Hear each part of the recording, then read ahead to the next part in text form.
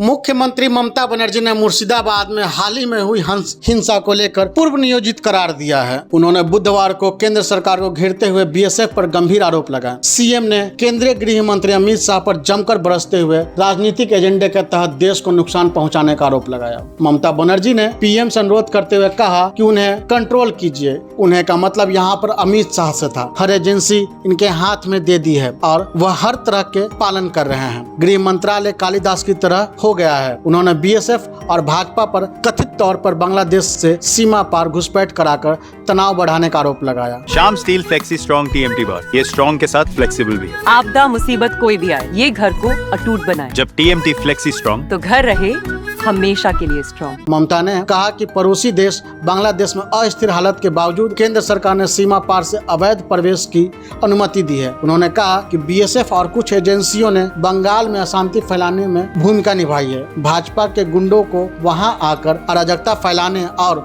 फिर वहां से भागने की इजाजत क्यों दी गई? जवाबदेही तय होनी चाहिए। भाजपा हिंदुओं और मुसलमानों को विभाजित करना चाहती है। हम ऐसा नहीं होने देंगे, देश को नहीं बंटने देंगे। नेताजी सुभाष स्टेडियम में इमामों के सम्मेलन को संबोधित करते हुए उन्होंने कहा कि मैं प्रधानमंत्री से अनुरोध करूंगी कि वह अमित शाह पर नजर रखें। वह अपने राजनीतिक एजेंडे के लिए देश को नुकसान पहुंचा रहे हैं। मुझे ऐसी खबर मिली है जिनमें मुर्शिदाबाद में शांति के पीछे सीमा पार से आए तत्वों की भूमिका का दावा किया गया है। क्या सीमा की सुरक्षा बीएसएफ की भूमिका नहीं है? राज्य सरकार अंतर्राष्ट्रीय सीमा की सुरक्षा नहीं करती है? केंद्र सरकार को इसकी जिम्मेदारी लेनी चाहिए। उन्होंने योगी आदित्यनाथ पर निशाना साधा और कहा कि वह बड़ी बड़ी बातें करते हैं, वे योगी नहीं बल्कि भोगी हैं। सीमा सुरक्षा बल की भूमिका की जांच के आदेश देते हुए ममता बनर्जी ने आरोप लगाया और कहा कि बीएसएफ के एक वर्ग और गृह मंत्रालय के अधीन कुछ एजेंसियों ने हिंसा को बढ़ावा देने में भूमिका निभाई है। उन्होंने सीमा सुरक्षा बल की भूमिका की जांच के आदेश दिए हैं। राज्य के मुख्य सचिव और बीएसएफ की भूमिका की जांच शुरू करने का निर्देश दिया है। ये स्टाइल का मामला है। रूपा फ्रंटलाइन।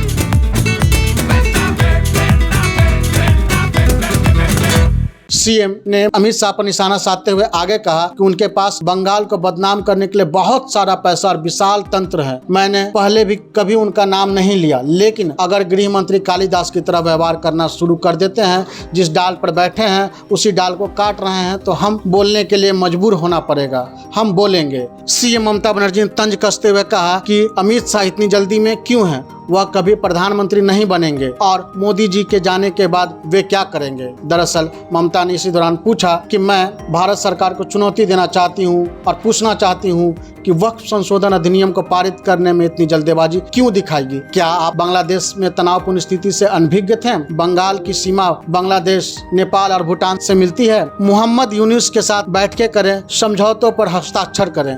मैं देश के लिए लाभकारी किसी भी चीज का स्वागत करूंगी, लेकिन आपकी योजना क्या है? सीमा पार आवाजाही की अनुमति देने के लिए कुछ एजेंसियों के माध्यम से हिंसा भड़काना? मुर्शिदाबाद हिंसा के सिलसिले में कथित तौर पर 200 से अधिक लोगों को गिरफ्तार किया गया है। इस हिंसा की वजह से सैकड़ों लोगों को पड़ोसी मालदा जिले में भागने के लिए मजबूर होना पड़ा है।